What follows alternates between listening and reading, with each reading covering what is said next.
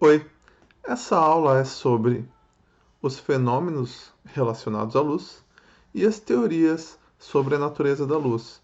Vamos fazer uma conexão para ficar mais fácil de entender ambos os itens.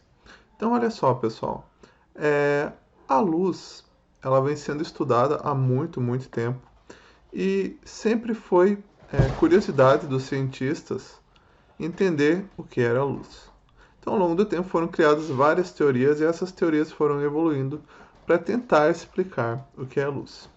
A primeira teoria que surgiu foi a teoria corpuscular de Newton, que fala para nós que a luz ela se trata de pequenas partículas chamadas de corpúsculos que viajam muito rápido. Então são pequenas partículas que viajam muito rápido. Então essa era a forma como Newton via a luz lá no século XVII. Na mesma época, surgiu a teoria ondulatória de Huygens, né, que eu procurei no Google Tradutor e é algo como Huygens, a pronúncia desse nome dos caras, mas para nós, portuguesado, fica Huygens. E ele fala para nós que a luz ela é uma onda mecânica, como se fosse a onda do mar. Então, olha só, eu preparei um simuladorzinho aqui para a gente entender o que é uma onda mecânica. Então, olha só, percebam que a gotinha está caindo aqui nesse reservatório de água e aí está provocando uma espécie de deformações, né? E essas perturbações é a palavra. E essas perturbações vão se propagando na água. Então, para a gente caracterizar uma onda mecânica, nós precisamos da frequência e da amplitude. Então, a gente pode aumentar a frequência, que é a quantidade de gotinhas que estão sendo caindo aqui, e nós percebemos o gráfico dessa onda. Ela forma uma espécie de gráfico como se fosse a função seno. Então, o gráfico de uma onda é parecido com uma função seno, como se fosse uma onda propagada numa corda também. Então, o Huygens ele achava que a luz era uma onda desse tipo. Podemos aumentar a amplitude aqui. Então percebam que ela vai se propagando, na medida que ela vai se propagando, a intensidade vai diminuindo, que ela vai perdendo energia. Né? Então, o Huygens achava que a luz era uma onda mecânica desse tipo. Aí, após muito tempo, né, surgiu a teoria ondulatória de Maxwell. O Maxwell ele concordava com o Huygens que a luz era uma onda, mas para ele a luz era uma onda eletromagnética formada por um campo elétrico e um campo magnético, uma combinação. Ele era um cara que ele já estudava eletromagnetismo há muito tempo, ele é o topzera no mundial assim de eletromagnetismo e ele estudava eletromagnetismo e ele fez alguns experimentos que concluíram que a onda era uma luz eletromagnética. Né? Então essa foi a teoria aceita por muito tempo, até que Planck ele surgiu com a teoria quântica da luz, que a luz não se propagava continuamente, se propagava através de pequenos pacotinhos chamados fótons. Né? Então, basicamente, as duas teorias de Huygens e Maxwell tratam a luz como sendo uma onda, e a teoria corpuscular de Newton e a teoria quântica de Planck tratam da luz como uma partícula. Tá? Enfim, essas teorias elas sempre encararam os desafios de ter que explicar os fenômenos da luz. Né? Então, o desafio era tentar encaixar os fenômenos conhecidos até aquele momento dentro da explicação da luz. O problema é que, com o passar do tempo, iam surgindo novos fenômenos que acabavam complicando um pouco a situação da galera. Então, vamos começar com o Newton.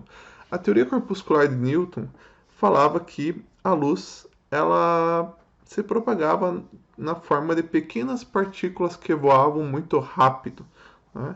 Então, aqui do lado esquerdo, nós temos alguns fenômenos da luz e nós precisamos explicá-los através dessas quatro teorias aqui. Então, o fenômeno da reflexão da luz, da refração e da absorção, que são fenômenos que acontecem quando uma luz muda de meios, né? Ela está viajando no ar e de repente ela encontra uma parede ou uma poça d'água ou uma parede de vidro. Então ela pode ser ou refletida, ou refratada, ou absorvida. E nós vamos falar mais detalhadamente disso daqui a pouco. O fenômeno da dispersão da luz, que é quando a luz branca ela tem a capacidade de se separar em várias cores, né, principalmente no espectro do arco-íris, que é o VAB-AB, vermelho, alaranjado, amarelo, verde, azul, anil e violeta. Os fenômenos da interferência, polarização e difração, que são fenômenos exclusivos de ondas, o efeito fotoelétrico, que é quando a luz, uma radiação, uma luz tem a capacidade de remover elétrons, ejetar elétrons de superfícies metálicas. E aqui nós temos 3 princípios sobre os raios de luz. Nós vamos estudá-los mais a fundo na segunda parte da nossa matéria, depois do intervalinho ali da metade do ano, mas a gente já pode ter uma ideia do que eles significam. Então vamos lá. A reflexão e a refração da luz acontecem quando raios de luz encontram uma mudança de meios. E nós podemos ver isso mais a fundo aqui nessa simulação. Então olha só, nós temos uma série de raios de luz se propagando, e aqui nós temos uma mudança de meios. Podemos pensar que aqui ele está entrando num lago. Então a luz está entrando num lago. Então olha o que acontece. Esses raios de luz eles sofrem um desvio. Uma parte deles sofre um desvio e uma parte é refletida. Então olha só, a luz estava vindo para cá. Se ela continuasse da mesma forma, ela estaria indo para cá. Mas como ela sofreu um desvio, tá, por causa dessa mudança de meios. Então esse desvio é um fenômeno que a gente percebe muito nas piscinas, quando a gente acha que uma piscina ela está mais rasa do que ela é, um objeto está no fundo, parece que ele está no lugar e não está. Quando a gente coloca a mão embaixo, ela fica meio deformada. Então tudo isso acontece por causa do fenômeno da refração. E aqui percebo que uma parte desses raios de luz bateu e uma espécie de ricocheteou, né? Então, esse é o fenômeno da reflexão que nós podemos observar ele todos os dias nos espelhos, né? Então, a luz bate no espelho e volta para os nossos olhos. Então, esses dois fenômenos aqui, juntamente com o da absorção, que uma parte dessa energia sempre é absorvida pelo meio, né? O meio em que essa luz está se propagando vai absorvendo uma parte dessa luz. Aí tem meios que nós vamos estudar mais para frente que absorvem toda essa luz. Então são 3 fenômenos que foram os primeiros desafios do nosso camarada Newton, né? E ele já teve algumas dificuldades para explicar esses fenômenos, juntamente com a dispersão, que é a separação da luz em várias cores, né? Então no vermelho, laranjado, amarelo, verde, azul, anil e violeta. Então, para o Newton, essas pequenas partículas, elas voavam muito rápido, saíam da fonte e paravam no olho do emissor, no olho do observador. E ele explicava que as partículas voam, batem na parede e voltam. Beleza, faz um pouquinho de sentido, mas já é complicado, porque como que elas vão atravessar uma parede de vidro, por exemplo, né? Então já fica meio difícil de... A refração, então, principalmente, ele falava que quando as partículas elas mudavam de meio para a água, elas eram de uma certa forma atraídas por essas partículas e que causava um desvio, né? Aí a absorção já fica bem mais difícil para ele explicar, né? A dispersão, ele também falou que as cores estavam relacionadas com os tamanhos de partículas e quando passava por um prisma, essas partículas elas tinham velocidades diferentes, então causavam desvios diferentes, né, pelo tamanho delas, né? E ele acreditava muito que era assim, mas o resto do pessoal já não tinha mais tanta certeza, né?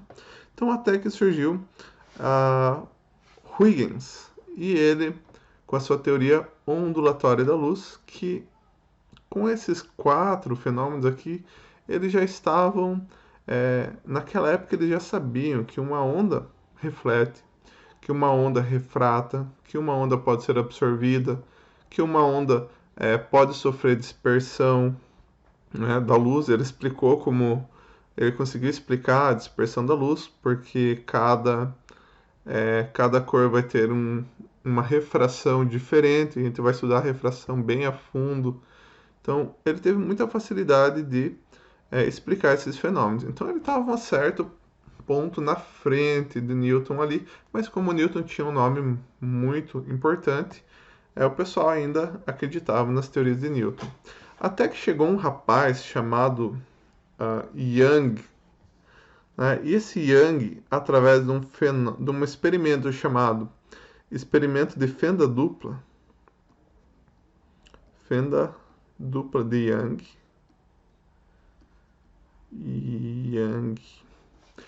ele comprovou que a luz pode sofrer difração e interferência. Então, essa comprovação que a luz pode sofrer difração e interferência praticamente anulou essa teoria corpuscular de Newton. Mas então, o que é essa difração e o que é essa interferência? Vamos voltar para o nosso simuladorzinho para entender o que o Young quis falar. Então, olha só, vamos colocar aqui uma fenda. Então, aqui nós temos uma fenda, e por essa fenda nós vamos passar algumas ondas. Tá? Então, vamos lá. Quem está vindo ali são ondas planas. Então, percebam que essas ondas, vamos diminuir um pouquinho a frequência aqui dessas ondas. E vamos ver o que vai acontecer quando essa onda passar por essa fenda aqui. Ó. Olhem só o que acontece, pessoal. Essa onda, de certa forma, ela se espreme para passar pela fenda e depois ela se espalha. Então percebam que, mesmo tendo um obstáculo aqui, essas ondas conseguiram se propagar por praticamente toda essa superfície atrás dessa nossa barreira. Vamos ver isso mais uma vez. Então aqui está vindo frentes de ondas planas. Encontrou a barreira, encontrou a fenda, blue. Então olha só que loucura que aconteceu aqui. E qual que foi o experimento de fenda dupla de Planck, de Young? Né? Já mudando o nome dos caboloquinhos. Vamos colocar duas fendas. Então olha só. Nós temos aqui duas fendas. Né? Fenda dupla, na verdade, são duas fendas. E o que o Young fez? Ele colocou um anteparo aqui embaixo. Anteparo, na verdade, é uma tela, por exemplo, uma tela de um retroprojetor. Ele colocou raios de luz paralelos passando por essas fendas e ele observou qual era a imagem que formava na parte de trás. Então, olha o que vai acontecer aqui. Quando passou pela fenda dupla, aconteceu uma difração nas duas fendas. Olha só que loucura. Difração nas duas fendas. Vamos pausar aqui. Perceba que ficou uma coisa muito louca, né? Por causa da reflexão. Bateu aqui, voltou e despirocou. Percebam, pessoal, que aqui tem a fenda dupla, né? Deu difração. E tem algumas superfícies que estão manchadinhas aqui. Estão vendo que tem algumas superfícies que estão praticamente apagadas, preto? Por que isso acontece? Vamos voltar para o nosso outro simulador. Estão vendo que a nossa onda ela tem a parte de cima e ela tem a parte de baixo. Né? A parte de cima nós chamamos de crista e a parte de baixo nós chamamos de vale. E aqui nesse nosso simulador, a crista pode ser representada pelo azul escuro e o vale pode ser representado pelo azul clarinho. Né? Quando duas ondas se encontram, por exemplo, a onda que veio dessa fenda e a onda que veio dessa fenda, elas vão se encontrar e elas podem se encontrar ou crista com crista, ou vale com vale, ou parte de cima com parte de cima, parte de baixo com a parte de baixo. E aí a gente vai ter uma interferência construtiva, elas vão se juntar, vão formar uma super onda muito mais forte. Que são essas carinhas aqui do meio. Perceba que aqui o azul, né, e o azul claro e azul escuro estão bem visíveis. E o que acontece se um lado tiver a parte de cima, o outro lado tiver a parte de baixo? Aí nós temos uma interferência destrutiva e elas vão se anular, que vai ser esse carinha aqui escuro. Né? Então o Young ele fez esse experimento, aí ele colocou uma fenda dupla, duas fendas, tá? E vamos diminuir a largura dessas fendas aqui, tuc, tuc. e ele colocou um anteparo atrás. Ele colocou um anteparo atrás e ele percebeu que ele percebeu que nesse anteparo foi formada uma imagem que tinha uns riscos claros e uns riscos sem luz, uns riscos claros e uns riscos sem luz. Então, com uma experiência só, qual que é o problema dessa experiência? Por que é tão difícil? Porque as fendas, a difração ela acontece muito mais intensamente quando o tamanho das fendas é próximo ao comprimento da onda da luz. Então ele teve que pegar umas fendas muito pequenininhas, mas ele conseguiu em um experimento comprovar que a luz sofria difração e que a luz também sofria interferência. E aí meio que ficou complicado para a teoria corpuscular e a partir daquele momento a luz era uma onda. Mas essa teoria ondulatória ela seria incrementada com a chegada desse carinha chamado Maxwell. Então Maxwell ele já falava bastante sobre eletromagnetismo, sobre radiações eletromagnéticas, que é no caso das microondas, as ondas gama, as ondas dos raios X, os raios gama que são radioativos. E ele conseguiu perceber que a luz tinha a mesma velocidade que aquelas radiações. Então, para ele, a partir daquele momento, a luz era uma onda eletromagnética. Até porque surgiu um fenômeno chamado polarização. Esse fenômeno da polarização que não consegue ser explicado pela teoria ondulatória de Huygens, porque apenas ondas transversais, que a gente vai ver isso mais a fundo na parte ondulatória, tem o meu assistente aqui tá mexendo na câmera. E a polarização só pode ser explicada por essa teoria ondulatória de Maxwell, que fala que a luz é uma onda eletromagnética e não uma onda mecânica, como falava Huygens. Então aí o que aconteceu? Vamos ver o que é a polarização. Preparei uma simulaçãozinha aqui para nós também. Então olha só, a luz ela está vibrando, como nesse simuladorzinho aqui. Ela está indo para cima e para baixo, só que em várias direções. Então ela vai para frente, vibrando para cima e para baixo, para o lado, assim, na diagonal, na outra diagonal. Então ela vai para frente assim, muito louca. Aí o que acontece? Se nós colocarmos um filtro dessa forma, um filtro tem alguns cristais, alguns materiais que conseguem agir como uma espécie de filtro. E aí, eles permitem que a luz, a partir do momento que ela passa por esse filtro, na vertical, ela vai vibrar só assim. Ela não vai ir mais assim, nem assim, nem assim, apenas assim. Então, olha só. Aqui a luz está passando, ela está vindo constantemente, está sendo polarizada.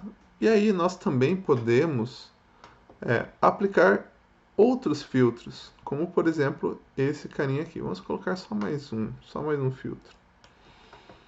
Esse filtro, dependendo do ângulo que a gente girar ele em relação ao primeiro, nós reduzimos a intensidade da luz na quantidade que a gente quiser, desde 0%, que ela vai passar da mesma forma como está aqui, até 100%, onde não passa mais nenhuma luz.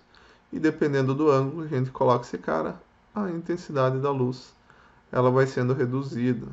Então olha só que loucura. Passa pelo primeiro filtro, fica vibrando só na vertical. Passa no segundo, aí a gente pode reduzir a quantidade que a gente quiser.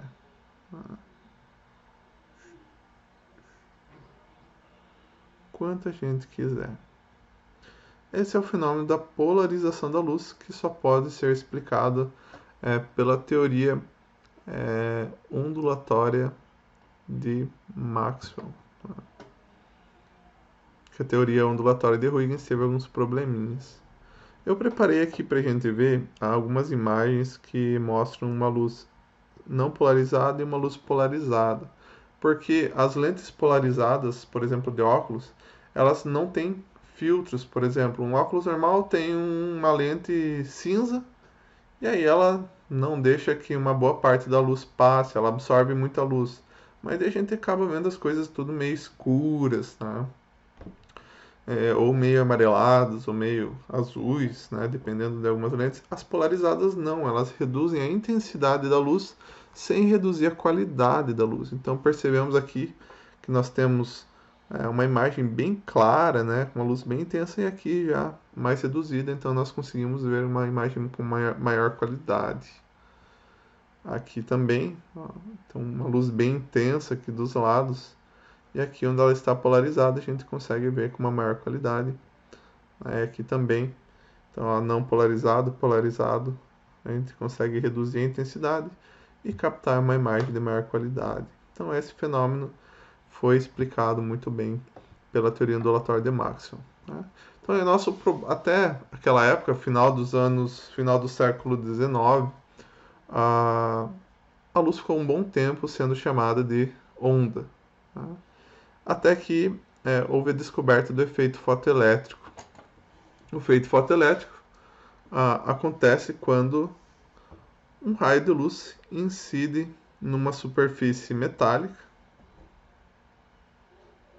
Então nós temos aqui uma superfície metálica, por exemplo, do alumínio, e aí elétrons são ejetados desse metal. Então aqui tem um elétron, sai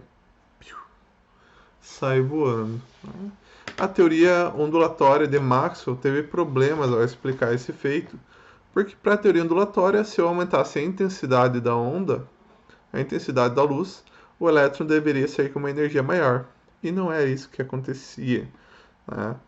O que acontecia é que se eu aumentasse a intensidade, a luz saía com mais elétrons e não elétrons mais energia. Então aí, com a teoria quântica de Planck, que fala que a luz ela é composta por fótons, pacotinhos de energia, aí Einstein conseguiu explicar o efeito fotoelétrico utilizando a teoria quântica de Planck. Né? Mas aí nós temos um problema que, para isso acontecer, a luz, esses fótons, eles se comportam como partículas. Né? Então aí nós voltamos para a teoria corpuscular da luz. Né? E aí ficou uma coisa meio confusa até que surgiu a teoria dual da luz. Teoria dual, que fala para nós que dependendo, às vezes a luz pode se comportar como partícula e às vezes a luz pode se comportar como onda, dependendo do fenômeno estudado.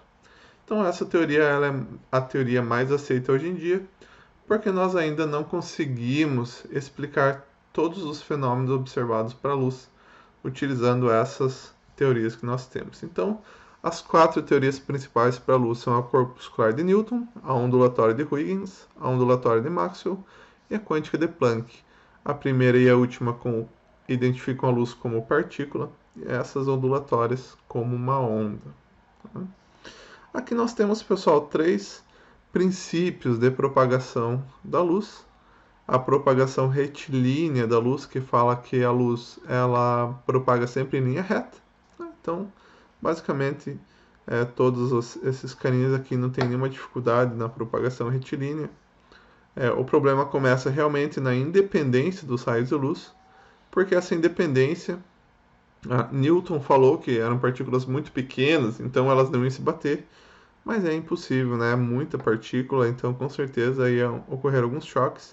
Então, a independência dos raios de luz, ela é mais explicada pelas teorias ondulatórias. Né? E a reversibilidade dos raios de luz fala para nós, né, que a gente vai ver isso no próximo conteúdo, mas basicamente se eu tenho um espelho aqui e eu tenho um raio de luz que sai deixa eu pôr amarelinho aqui, sai daqui e vem para cá, e vem para cá e vem para cá. Se eu tiver um raio que segue esse mesmo caminho, fazer de vermelhinho. Se eu tiver um raio que faça agora esse mesmo caminho, ele vai voltar pelo mesmo caminho do raio. Então, ida e volta vão acontecer pelo mesmo caminho. Esse aí, as duas teorias estão tranquilas. Tá? Então, pessoal, eu acho que eu preparei um videozinho aqui, mas eu devo ter apagado um videozinho que fala sobre o efeito fotoelétrico. Vou baixar aqui. Era...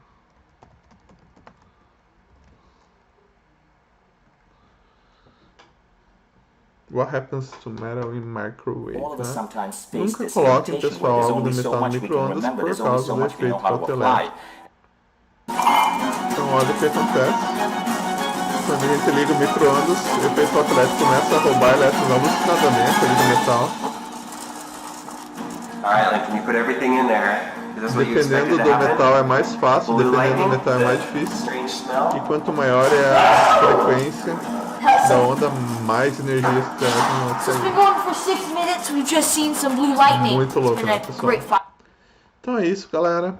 Essa era a nossa aulinha sobre as teorias da natureza da luz, sobre os fenômenos da luz. Espero que tenha ficado claro. Se vocês tiverem alguma dúvida aí, a gente conversa. Um abraço.